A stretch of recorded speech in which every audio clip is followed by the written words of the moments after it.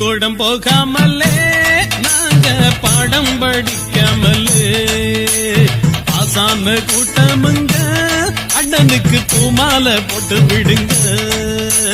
மெத்த படிச்சிடத்தான் மேதாவி ஆகிடத்தா சத்தியமா புத்தி இல்லைங்க.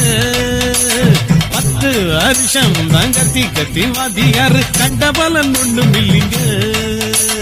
பள்ளிக்கூடம் போகாமலே நாங்க பாடம் படிக்காமலே ஆசான கூட்டமுங்க அண்ணனுக்கு பூமாலை போட்டு விடுங்க.